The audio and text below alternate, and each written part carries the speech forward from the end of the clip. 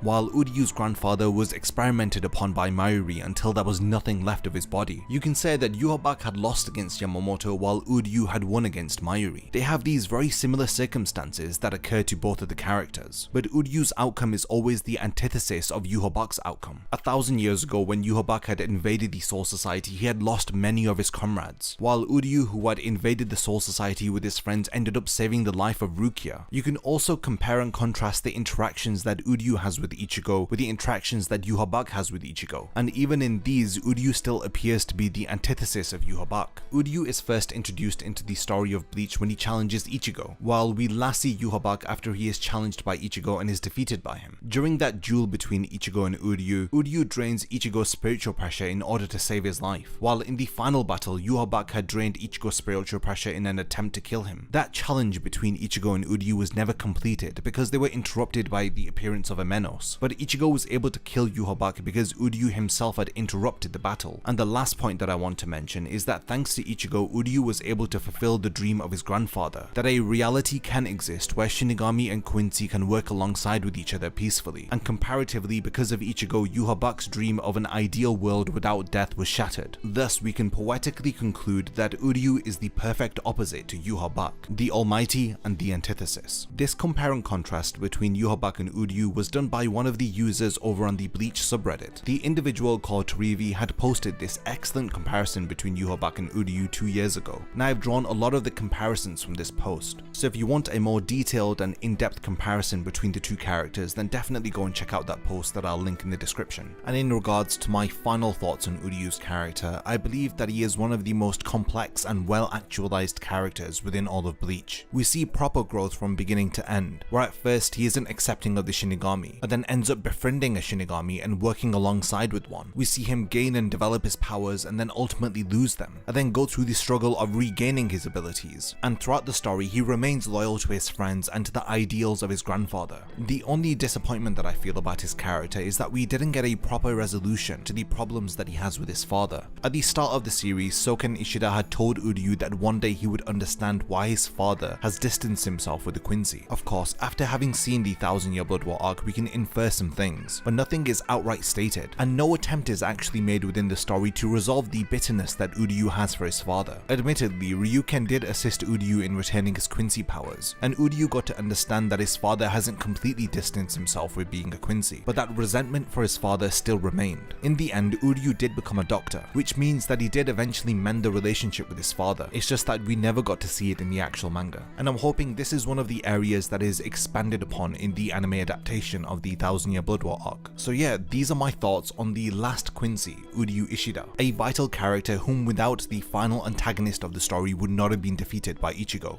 After having made it to this point in the video, what are your thoughts now on Uryu? Are you fascinated by the growth that he undergoes, or were there aspects of his character that disappointed you? I make these videos with the intention of keeping the discussion surrounding Bleach alive, so that we can create more of a buzz surrounding the series until the anime returns next year. So definitely leave a comment under this video and let me know your your thoughts on Uryu's character. I want to know if there are any points about his character you think I glanced over or didn't even mention, so definitely continue the discussion of this character in the comments. Yasutora Sado, or alternatively known as Chad. He is one of the first human characters that reside within Karakura Town that I'll be breaking down on my channel. Chad is involved from the very beginning of the story to right at the end. As one of the first characters who are introduced within the story of Bleach, there is a lot to discuss about him, with the general consensus about Chad being that he was very interesting at the start of the story. Then during the Arrancar arc, despite him having power-ups, his character just felt like useless fodder, somebody who the enemy could defeat or use as a tool to anger Ichigo and the others, which I found was very disappointing despite the fact that he trained alongside Renji under Urahara's supervision. After his brief appearance in the Hueco arc, we don't really see Chad again until the Fullbring arc, where yeah, admittedly he has more of an involvement and his powers are explained to be Fullbring abilities, but once again his character was overshadowed by the appearance of the Shinigami. I think Kubo missed the opportunity to showcase and highlight Chad's character more during the Fullbring arc. I feel like he could have been utilized in so many different ways, and then even during the 1000 Year Blood War arc he is around but he isn't doing anything notable. So in this video I'm going to try to understand what happened with Chad's character, what were his strengths and what made us have so much hope for this character going into the story, and where were we ultimately let down.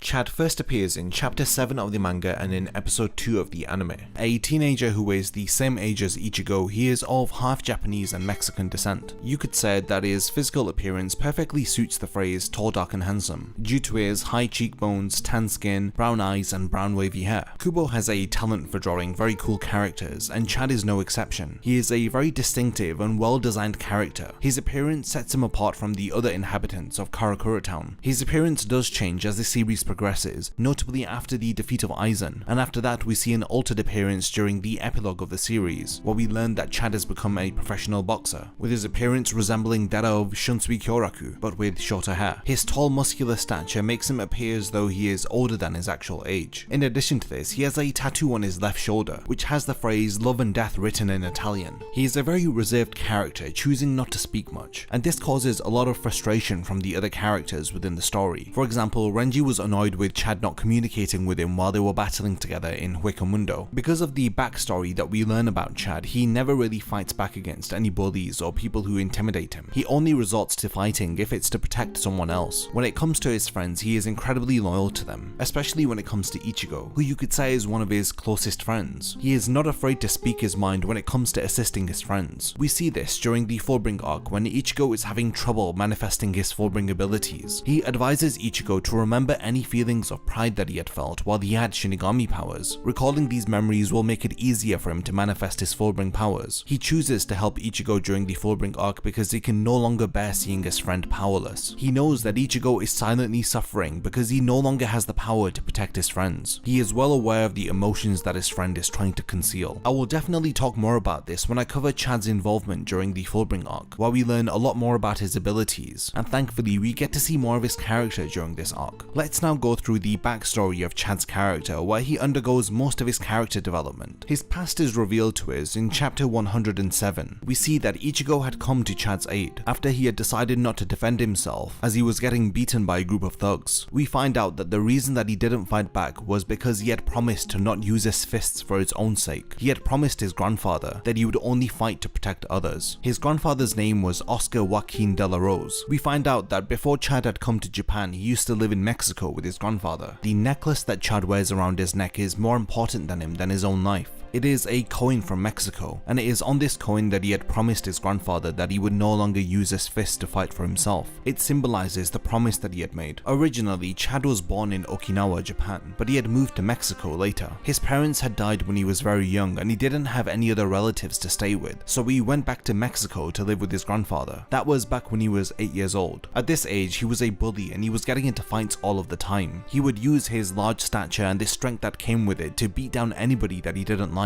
But eventually his grandfather had showed him the error of his ways, and it was thanks to his influence that Chad's character was ultimately reformed, from this hooligan who would pick on and bully others to somebody who would only fight for the sake of protecting the weak. When a group of thugs learn about how important this coin is to Chad, they ambush and restrain him, deciding to beat him up, threatening to break this coin that meant more to him than his own life. Ichigo eventually comes to his aid and beats up the thugs, while also retrieving the coin for Chad's sake. And it is here where a promise is made between Ichigo Ichigo and Chad, he requests for Chad to compromise with him, telling him that he won't have to fight back for his own sake. In exchange, he would only raise his fist in order to protect someone or to fight for someone. Ichigo tells him in return he will fight for his sake, as long as Chad fights for him. This promise between the two of them is sealed by Ichigo telling him that if there is something that Chad wants to protect with his life, then Ichigo will also protect it with his own life. This promise was made between the two of them before the beginning of Bleach. Through this flashback, you get to understand why Chad fought so persistently during the Soul Society arc, to the point where he challenged a captain of the Gotei 13. Despite being so outmatched, his loyalty and his duty to fulfilling his promise with Ichigo compels him to attack one of the strongest members of the Soul Society. After this point, Chad and Ichigo would continue to be involved in fights and brawls together, to the point where they were feared and earned the titles of thugs themselves. They worked together to fight off a thug who was bullying Keigo Asano, who we now identify as one of Ichigo's friends from school. We don't really get to see this developed and fleshed out world of Karakura Town aside from the first arc of the story, and during the Fullbring arc, but you could tell that Kubo had created a world in this small town, filled with various different characters and stories which I don't think he got to tell within the manga. We know this through the snippets of information that we learn about Ichigo, Chad and Orihime's past, and through the stories that Keigo, Mizuhiro and even Tatsuki share about Ichigo. I did hear that Kubo did want to expand upon the lore of Karakura Town and to tell more stories involving Ichigo and his friends, but he was pressured to continue the story onto the next arc by his editors. Unfortunately, this robs us of getting further insight into the development of Chad's character, since a lot of it occurred before the first chapter of Bleach. Most of his character's growth occurred before the beginning of Bleach, as we see that his grandfather was a driving factor to the growth of his character. If this key individual wasn't in Chad's life, then he wouldn't be the person that he is today. Although the anime version of Chad's backstory does flesh it out slightly more than the manga, I still feel it's not enough. I would have loved to have spent more time with Chad's grandfather and to have seen the environment that he grew up in, only because the personality of Chad stays pretty consistent from the beginning to the end of the story. Aside from a few emotional outbursts, he's rather a stoic and calm character, a man of very few words. So now that we know why Chad is the way that he is, let's go through all of the events that occur surrounding Chad's character within the story, trying to pick up on any little details that you may have missed. Like I mentioned, his character is introduced to us in chapter 7, right at the end of the first volume of Bleach. In this chapter, Chad is given a cursed parakeet by his friends. It is stated that all of the previous owners of this parakeet had terrible luck and had all died. As soon as he is given this parakeet, a girder falls from the construction site behind them. Chad stops this support beam with his shoulders, preventing it from crushing his friends. After this monstrous display of strength, the parakeet then thanks Chad for saving it, telling him that his name is Yuichi Shibata. It appears that the parakeet can comprehend what is going on in its surroundings, and can speak like a normal person. Chad becomes interested in the parakeet after it asks him what his name is. The next day, when he meets Ichigo and his friends at school, they notice his injuries. After he tells them that a beam fell on him, he goes on to reveal a series of unlucky events, like he had hurt his hand while shopping.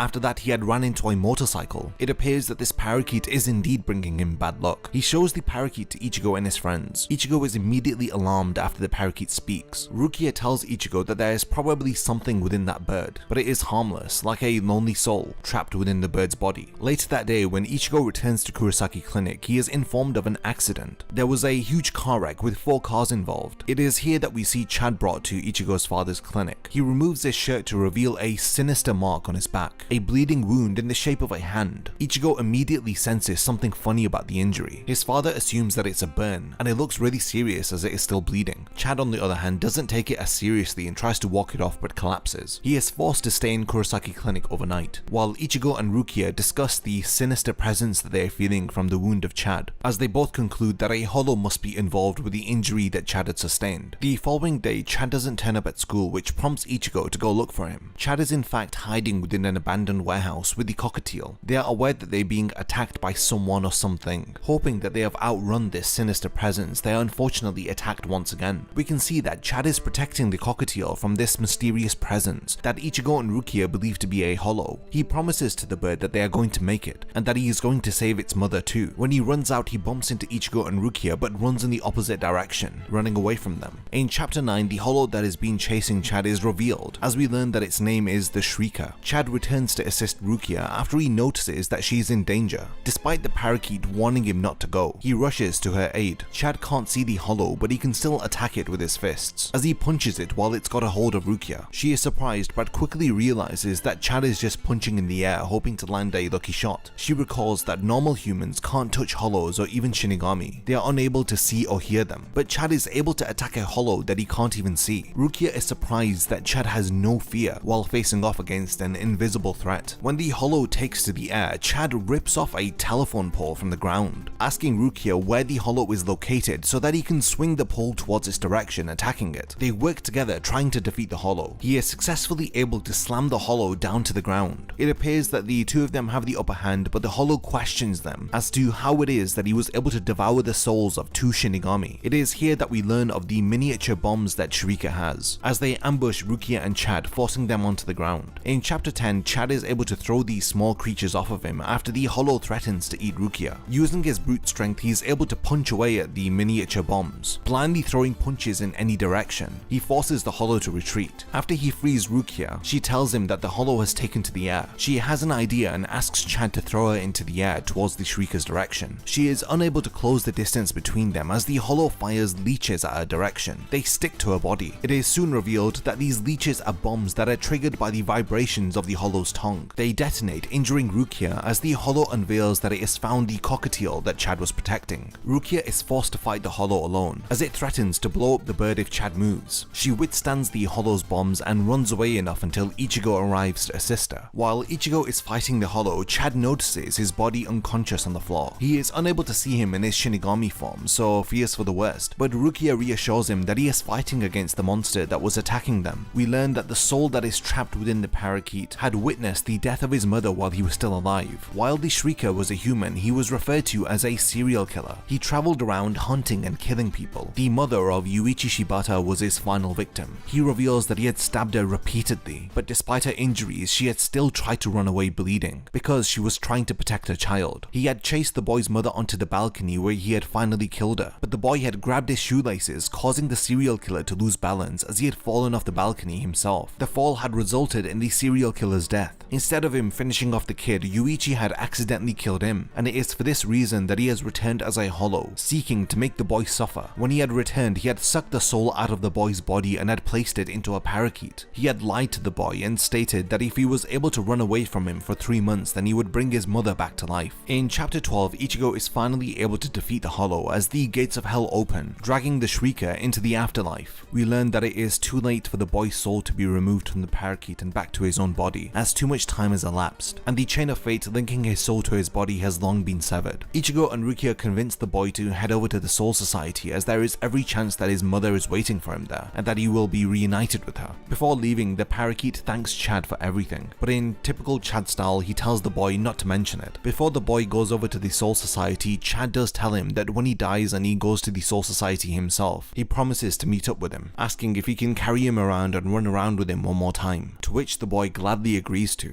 Chad smiles after seeing Yuichi agree to his promise. From this initial introduction, you can see that Chad is a very strange character, a silent giant, but somebody who has a lot of care for the weak and vulnerable. In addition to this, he uses his brute strength for good. He demonstrates this through how he fearlessly had fought against an enemy that he couldn't see, and how he had developed a connection with the soul trapped within the body of the parakeet. In chapter 38, Chad alongside Urahara and Rukia are able to feel a sinister presence. Chad's fears come to fruition as a hollow called Bulbous G appears before him. He still isn't able to see the hollow clearly. He can barely make out the outline of the hollow, as it appears as shimmering heat waves to him. He knows that something is there, but it is not visible to him. It strikes towards Chad and his friends, as he tells them to run away. It is apparent that the hollow is after Chad, presumably sensing that he has higher than normal spiritual pressure for a human. He knows that the hollow is after him, so like his encounter with the Shrieker, he decides to lead it to a place where it can't hurt anybody else. But unfortunately, arriving at his location, he finds Ichigo's sister playing football with her friends. The hollow once again strikes, but he protects Karen from the attack. Also, I want to add that the cover of chapter 39 is probably one of my favorite pieces of art drawn by Kubo. It is Chad, but his pose and appearance reminds me of Bruce Lee, with a tiger drawn in brushstrokes behind him. Another detail which is easily missed in this art piece is how his right arm appears to be dissolving, which is an excellent hint towards his powers, which are unveiled in the upcoming chapter. Chad is frustrated that he can't see his enemy, but he soon learns that Karen is able to see it as clear as day. Thankfully, he is once again paired up with an ally who can direct his strength towards attacking the hollow. The two of them run away from the hollow, dodging its attacks, but Chad is eventually struck by one of the attacks while protecting Karen. When her and her friends are in danger, Chad recalls a memory with his grandfather, who asks him what does he achieve by hurting those who hurt him. His grandfather doesn't scold him, but makes him understand that he is very strong. He was born with all of the things that people would wish for. His grandfather tells Chad that people who are different always get picked on, stating that this is just how the world is. He tells Chad that he has to learn to be kind. He has been given big strong fists, and he needs to learn how to use them for good. In order to protect Karen and her friends, Chad acknowledges the words of his grandfather. He realizes that his fists aren't for hurting people, they are for protecting himself and others. He knows this lesson that his grandfather had taught him. Using this as his basis, he requests for power, and his wish is fulfilled, as he is able to successfully strike the hollow. When the dust settles, we see that Chad's right arm has completely transformed. It has been covered in a type of armor. After he has transformed, he is now clearly able to see the hollow. This transformation gives Chad incredible strength which suits his stature. Despite the hollow getting back up and charging towards him, he is able to easily subdue the hollow with one strike. After the hollow is defeated, Chad collapses, but he says to himself that the armor around his arm appeared out of nowhere. It was emanating a powerful force, and it was through this that he was able to see the hollow. Chad questions, where did the armor come from? Where did the hollow come from? And how was he able to defeat it? Knowing that there are no answers to any of his questions, he's just glad that Ichigo's sister is safe. Shortly after this battle, Orihime's powers are activated elsewhere in Karakura Town, and it is in chapter 44 where their powers are explained to them by Urahra. Chad had been waiting for Orihime to wake up, as Urahara had stated that he was going to explain how they got these strange powers suddenly after she had awoken. They don't know who he is, but Chad assumes that he is the individual who had saved their lives. He now asks Urahara how did they get these powers and what do they have to do with Ichigo. He explains to them about Shinigami and hollows, but they have a difficult time believing him. But then he reminds them of all of the hollows that they have encountered up until now. He explains that Ichigo is a Shinigami and he has extraordinary spiritual pressure. Because he isn't able to completely control his spiritual energy, this results in it flowing out of him. His energy is so concentrated that it can affect the people around Ichigo, the same way that it has affected Chad and Orihime apparently. Urahara explains that Chad and Orihime have come into contact with Ichigo while he was a Shinigami on several occasions, and it is because of coming into contact with Ichigo that their latent abilities were awakened. This explains that Orihime and Chad's powers are of a similar nature. Of course, we learn more about their abilities during the Fullbring arc, but this is Urahara's brief explanation of what occurred. After they learn about their powers, Urahara then tells them that it is up to them if they want to continue on this path.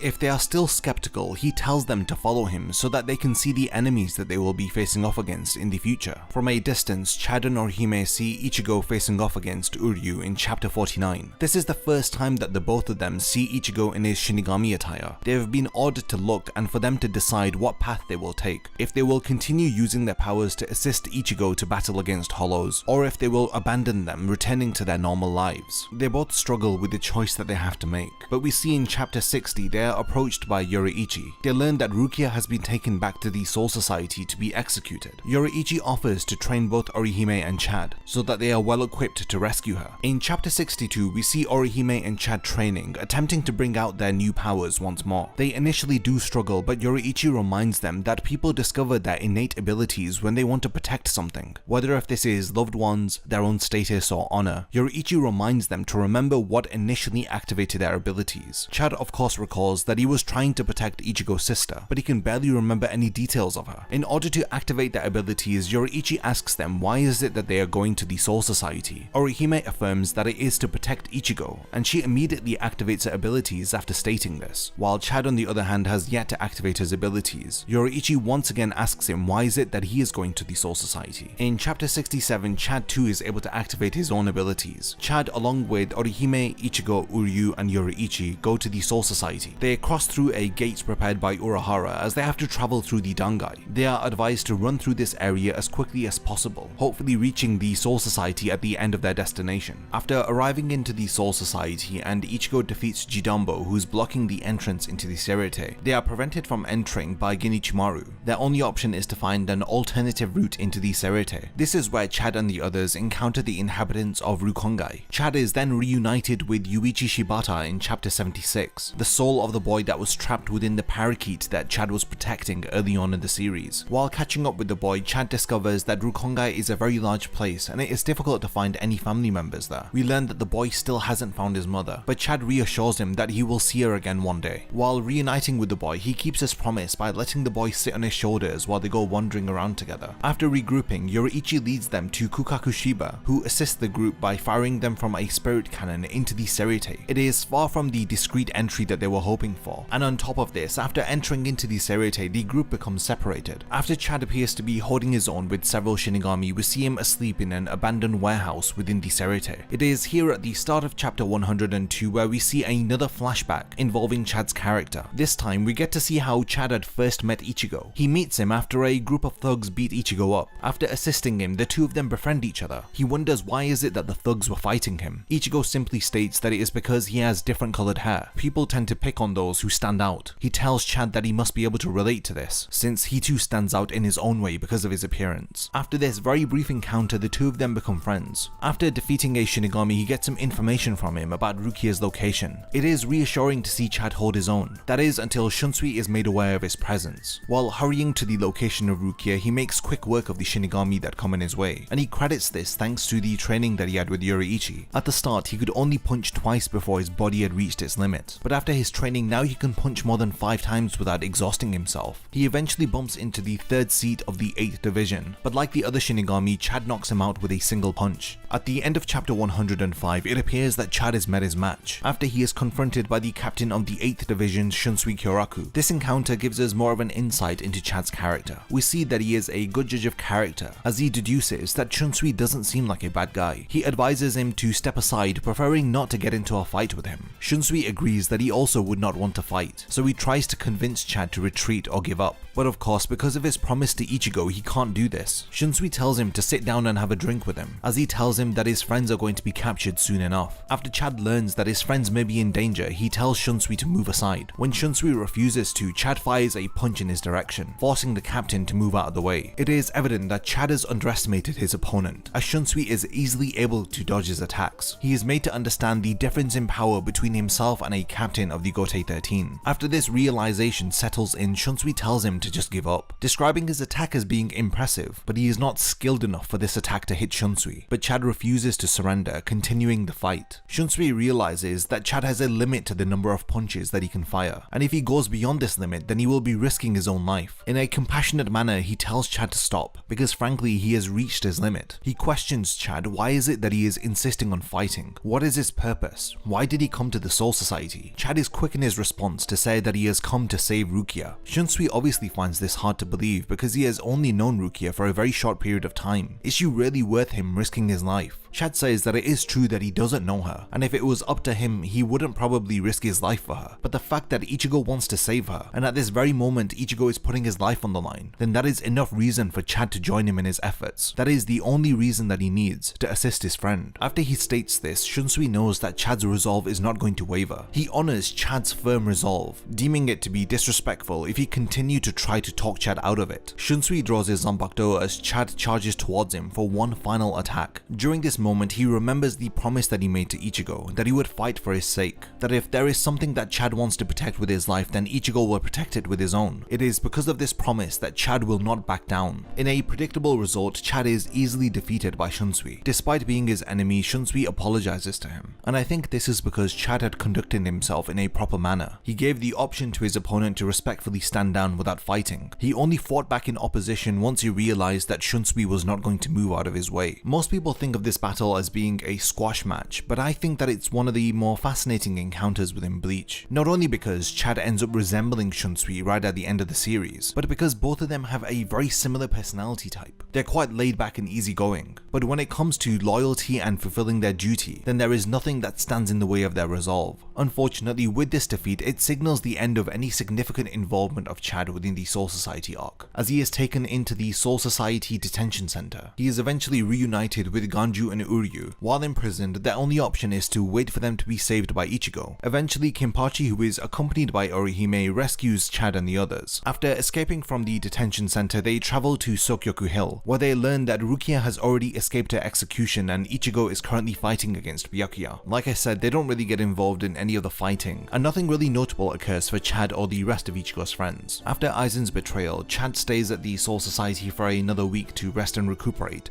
before returning to the human world. He is brought back to his home by Kisuke Urahra. Now, it is during the next arc where a lot of people have a problem with Chad's character, and they state that after the Arrancar arc, his character was pretty much pointless. So let's go through what exactly happens to Chad's character during the Arrancar and Huecomundo portions of the story. In chapter 183, we see that everything everything is back to normal. While in class, Ichigo's Shinigami badge alerts him to a holo nearby. He leaves to deal with the threat and he is accompanied by Chad and Orihime, who also assist him. After dealing with the holo, Ichigo tells them that he could have handled it by himself. They didn't have to cut class to assist him. At this point, Ichigo is trying to burden the responsibility of protecting his friends by not relying on them. And this is something that his friends do in return during the Fullbring arc, and we see Chad heavily participate in this, as he along with Orihime refused to tell Ichigo about Tsukishima and how he had injured Uryu. This is because Ichigo of course was powerless during the Fullbring arc, but during the Arrancar arc, when new characters are introduced like the Vizards and the Arancars, it is Chad and Orihime who are made to feel powerless. Like in chapter 190 when Hiyori confronts Chad and Orihime. They ask Shinji and Hiyori what they want with Ichigo, but after Hiyori threatens to kill them, Shinji takes it away. Orihime tries to chase after them, but Chad tells her that it is pointless. He makes her aware that she knows as well as he does that their powers aren't enough to catch up to them, and even if they were able to, they're not strong enough to put up a fight against the Vizards. They would get killed for sure. These are the feelings that mirror the powerlessness that Ichigo was feeling during the Fullbring arc, and it only gets worse for Chad's character as he later encounters the Espada's Yami and Ukiura in chapter 191. After sensing an intense spiritual pressure, Chad and Orihime rush to its location. After arriving at the location of this intense spiritual pressure, they find the floor littered with several dead people. We see that Tatsuki had barely survived. She's about to be attacked by Yami, that is until Chad arrives to protect her. After blocking a kick from the Espada, Chad thinks to himself that these enemies are too much for Orihime and him to handle. He tells Orihime to retreat with Tatsuki. When Yami realizes that Chad isn't the target that they are after, he attacks him, leaving him in a critical condition. In the manga version of this encounter, we get to see the extent of the injuries that Chad had sustained. His armored arm was severed and torn off, broken into two parts, while in the anime adaptation of this moment it is downplayed, as the injuries are not as severe, opting to show Chad's armored arm with several deep cuts in it. I say this because the manga really does show you how utterly outmatched Chad was. I believe that there are only so many times that you can do this to a character, before we as the audience begin to write them out of the story. At this point, I think things are still redeemable and we do get some glimmer of hope,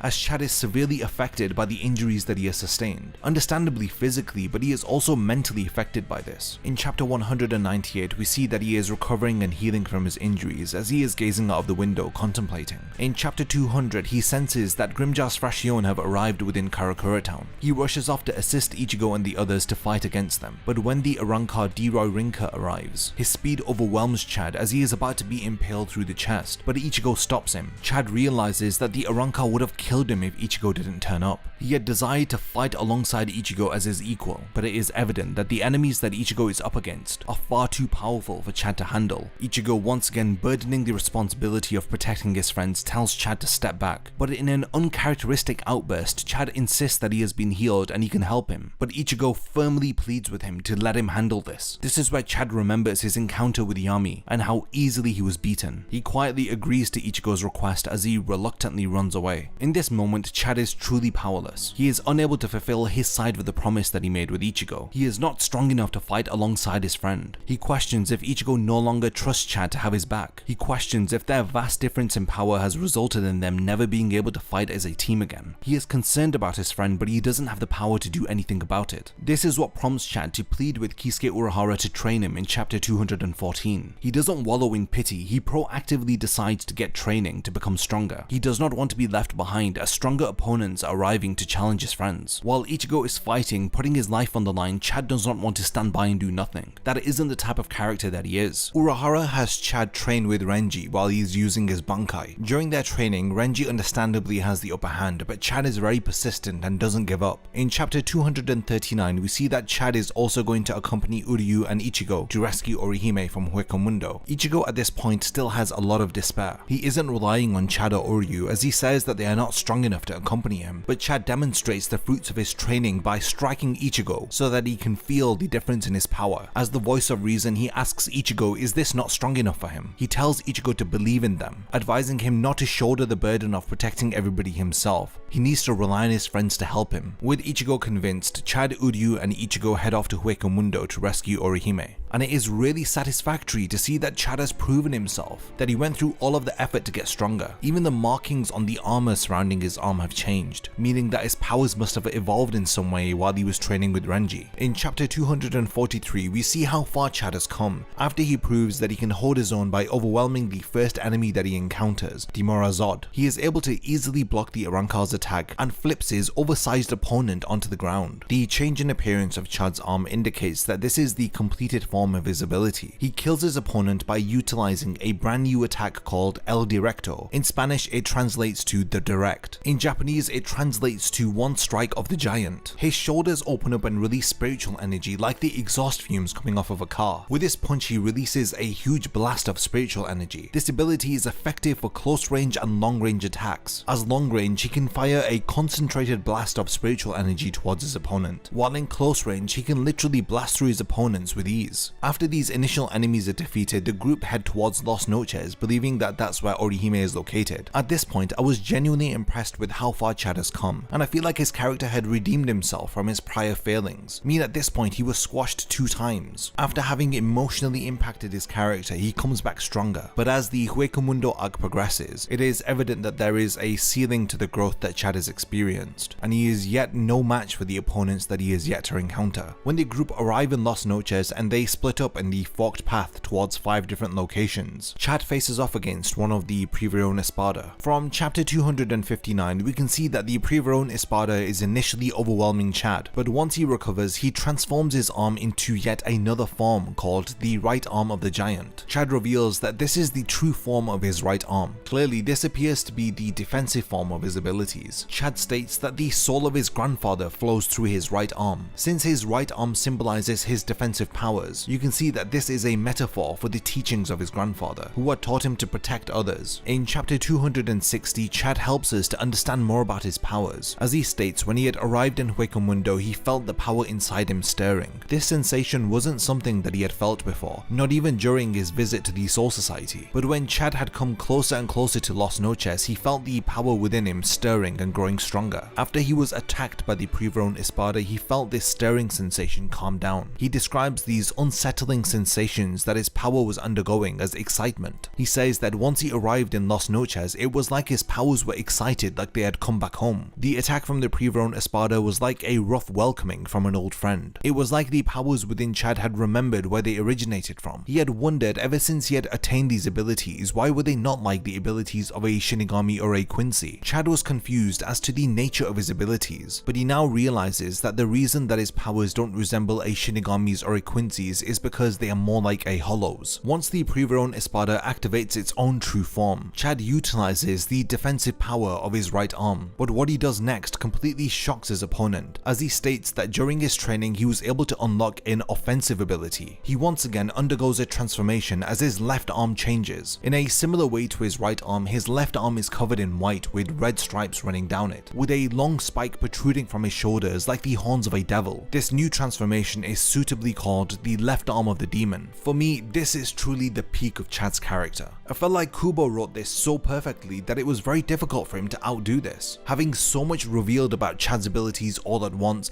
leaves very little to be desired for the future. It doesn't take away from how incredibly cool his abilities are. We see him demonstrate the new abilities of his left arm in chapter 261. Chad successfully defeats the Privarone Espada by utilizing a new ability. This ability is called El Muerte, in Spanish translating to the death. He draws Reishi into his fingertips, closing his fist and striking the Privarone Espada. After defeating his opponent, Chad spares him and thanks him because if it wasn't for him then he wouldn't have discovered his power, and it is for this reason that he is deciding not to kill him. Then suddenly Chad is confronted by the Espada Neutra. Chad can tell that this individual is incredibly strong, and it is for this reason that he's not going to stand around and wait for his opponent to strike him. He decides to finish off Neutra in one attack. After striking Neutra with his new ability, the left arm of the devil, Neutra laughs in his face, questioning if that is all he's got. Chad tries to defend himself from Neutra's attack by using his shield, but the attack severs it into 2 pieces. Chad falls to the ground as Ichigo and the others sense that his spiritual pressure has dropped. If you're keeping count, then this is the 3rd time that Chad's character has been squashed in the series, and this occurs immediately after one of Chad's most badass moments, the short-lived hype surrounding the true form of his right arm and the newly unveiled left arm of the devil. We didn't even have enough time for the novelty of of these forms to have worn off before they were rendered completely useless. Yes, Chad did get stronger, but he is nowhere near the level of facing off against an Espada, and these are the enemies that Ichigo is going to be going up against. So when you ask yourself, can Chad actually fight side by side with Ichigo, fulfilling that promise that they made to each other? The short answer to that is simply no, and it is really unfortunate because I myself root for Chad's character. I want to see him partake in more battles and prove himself worthy of fighting alongside Ichigo. Before he came to Hueco